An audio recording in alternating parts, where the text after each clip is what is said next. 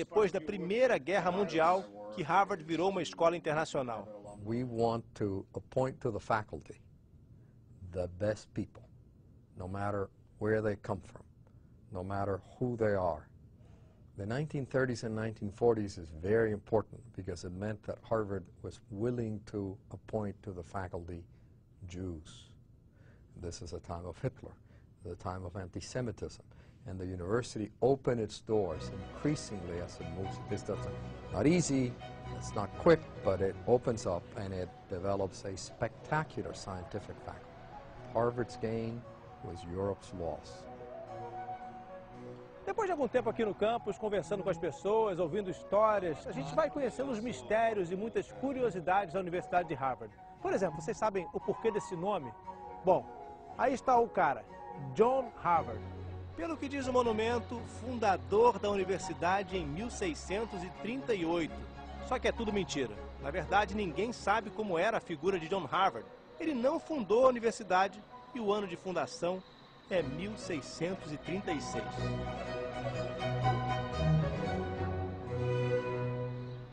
E você vai ver no próximo bloco do primeiro Mundo S.A. especial sobre a Universidade de Harvard.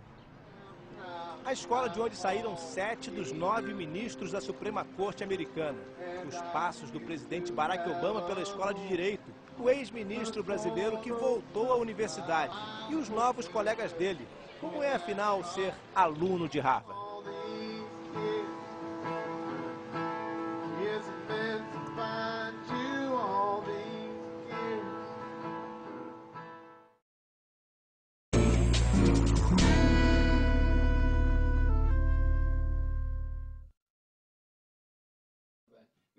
Passa das 7 da noite, foi um longo dia de estudos e um grupo de jovens continua reunido. É uma área restrita, no mesmo prédio onde ficam os dormitórios.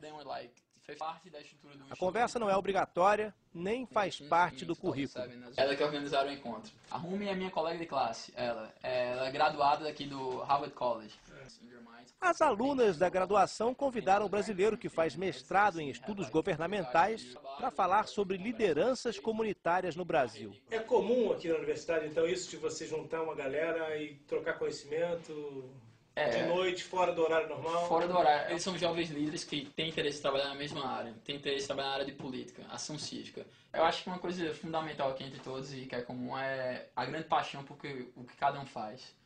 E eu estou muito feliz de estar aqui no meio desses jovens líderes que têm uma paixão muito grande pela melhoria da condição humana.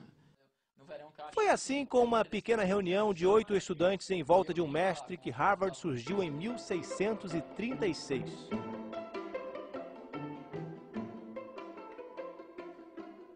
Hoje, a universidade tem mais de 20 mil alunos, entre graduação, mestrado e doutorado. E foi principalmente a partir do sucesso de seus ex-alunos que Harvard cresceu e continua crescendo às margens do rio Charles.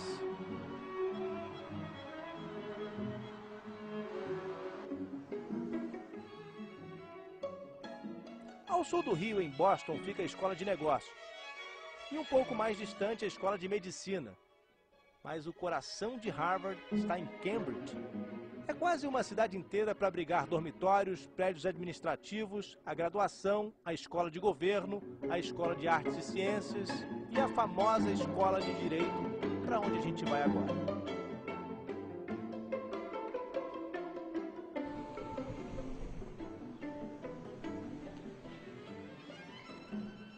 Ex-alunos que formariam uma seleção. 7 dos 9 juízes da Suprema Corte americana saíram de Harvard.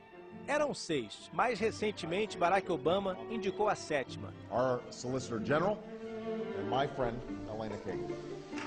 Elena Kagan foi reitora da Escola de Direito. E não é por acaso. Antes de ser presidente, Obama caminhou muito por esses gramados. Fez mestrado em Direito entre 1988 e 89. Foi aqui nessa casinha simples que Barack Obama chamou pela primeira vez a atenção dos Estados Unidos.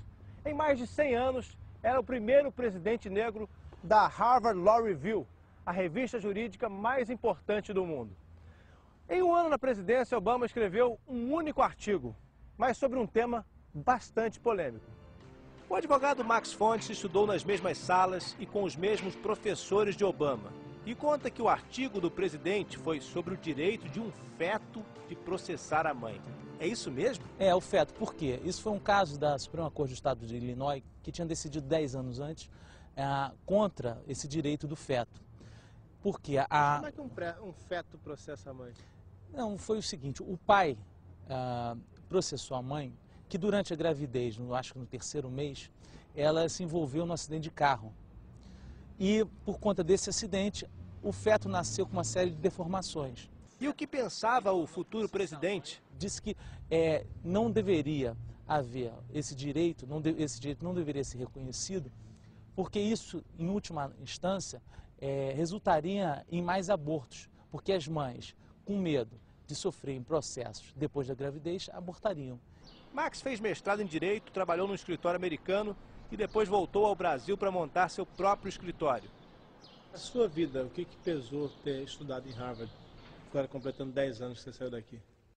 Os professores, as pessoas que eu conheci aqui, é um legado que você leva para o resto da vida, né? Acho que isso foi fundamental porque te dá uma visão diferenciada do mundo. E também lhe dá muita confiança, porque até uma das coisas que o Obama, quando veio aqui, ele queria, ele escreve isso no livro dele, ele veio para cá para aprender a moeda do poder. Eu acho que aqui você vê claramente que as ideias podem mudar o mundo. E você se sente poderoso para mudar o mundo? Não. Eu acho que a gente sente poder quando a gente ajuda os outros e ajuda o seu país a melhorar em todos os aspectos. Mas não me sinto mais poderoso, não. Mas aquele Hzinho no currículo faz diferença. Não, faz. Faz um pouquinho. Um sucesso de bilheteria, ao vivo e pela televisão. 14 mil alunos no mundo inteiro. A aula do professor Michael Sandel é uma das mais famosas da história de Harvard. This is a course about justice and we begin with a story. Suppose you're the driver of a trolley car. Ele faz um espetáculo no auditório, propõe questões polêmicas e dá um nó na cabeça dos estudantes. Mas apesar do show, Michael Sandel não perde o foco. Está usando o método socrático, a base do ensino que faz da Escola de Direito de Harvard uma das melhores do mundo. Here's our first question. What's the right thing to do? What would you do? Who's willing to volunteer a reason? Go ahead, stand up. Sócrates, como ele desenvolveu esse método chamado maiêutica. E esse método estava baseado no princípio de que Sócrates se colocava como um ignorante, como alguém que não tinha conhecimento de um determinado tema, e por meio de uma série de perguntas que ele fazia aos seus interlocutores, ele tentava chegar a um conceito, a algo mais próximo do conceito ou da ideia que eles estavam discutindo. O objetivo desse método é uma reconstrução em sala de aula dos argumentos utilizados pelos tribunais norte-americanos nas decisões. Adilson estudou em escolas públicas brasileiras, se formou em Direito na Universidade Federal de Minas Gerais e agora faz doutorado. Quando se formar dentro de alguns meses, vai ser o primeiro negro brasileiro da história com diploma de doutor em Harvard. No grupo de brasileiros da Escola de Direito, Adilson é o mais antigo, mas todo mundo já se acostumou à dura rotina de estudo. A biblioteca tem um andar que é 24 horas, não importa a hora que você for lá, tem gente estudando e não tem fim de semana, não tem feriado, é intenso. A gente tem a aula tradicional, que foi todo mundo sentado numa sala de aula. A gente tem os reading groups, que seriam os grupos de leitura, que você vai estar num grupo de 10 pessoas com um professor. Você vai ter uma carga de leitura semanal de X páginas. Você vai chegar e você vai ficar discutindo essas leituras com um professor em um grupo muito pequeno de alunos, o que é muito interessante. E como é que foi chegar com 30 anos ao Ministério do Brasil? Para mim foi muito inesperado.